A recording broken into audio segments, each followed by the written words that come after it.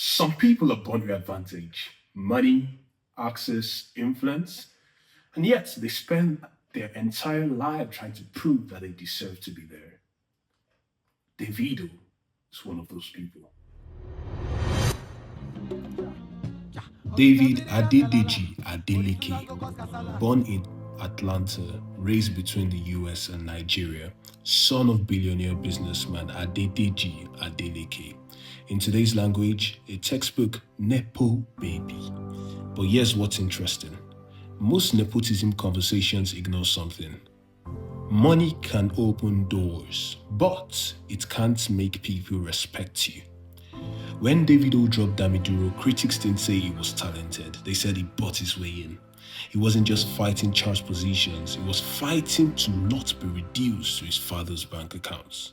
And that pressure, that's a different kind of poverty. He helped push Afrobeats into global rooms. Oh, he sold out the O2, collaborated with Chris Brown, Nicki Minaj, Meek Mill. Yet the rich kid label never fully left. And here's the deeper layer. Davido became the most followed African artist on social media, the most loved in the streets, but in industry conversations, he's often not framed as the architect. Compare him to someone like Don Jazzy, who has built multiple international stars. Davido hasn't built global superstars under him at that scale. Instead, he built a movement. 30BG wasn't corporate, it was cultural. Street loyalty over industry polish. That difference matters. Davido's relationship with Chioma has been public, complicated and heavily scrutinized. Cheating allegations, multiple women claiming pregnancies, DNA tests, public embarrassment. At one point, even false child paternity challenges trended online. And this is where it gets uncomfortable. Because fame magnifies character flaws. He wasn't marketed as perfect. He was marketed as real.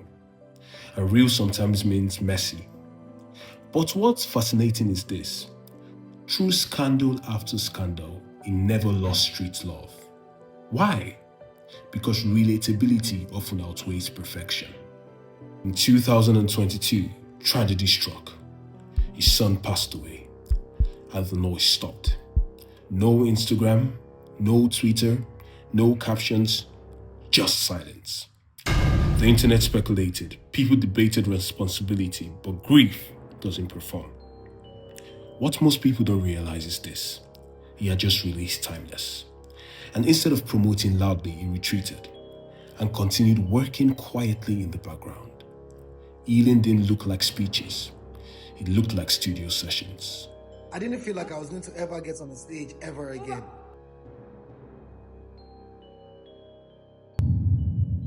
Three Grammy nominations, multiple global submissions. For years, Davido chased that validation. And this is important. Because Afrobeats is global now, but Grammy recognition still feels like Western approval. He hasn't won yet, and sometimes the world forgets. Validation from institutions doesn't determine cultural impact. He may not have the Grammy, but he has the streets. And in music, the streets decide longevity. Despite wealth, despite status, there's something consistent about Davido. Humility. He has approached gospel artists like Moses Bliss publicly. He has shown respect to younger artists. He laughs at himself.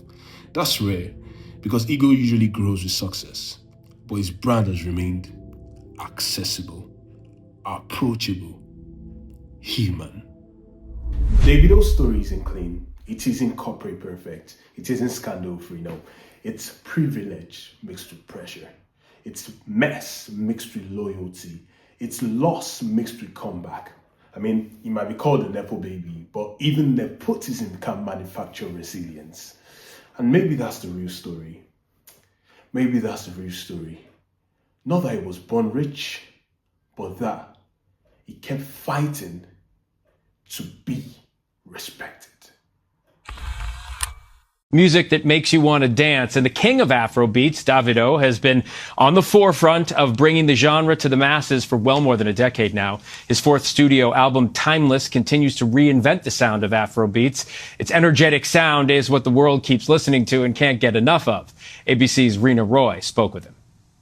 One thing a lot of people can agree on is your title of King of Afrobeats. For sure. So what has this level of success been like for you? Being called that is amazing, and it's been a long time coming. I started when I was pretty young, you know what I'm saying? Some people say I'm still young, but I disagree. I think I'm a grown man.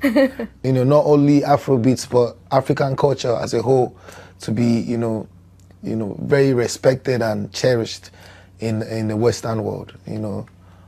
So yeah, I'm happy about that.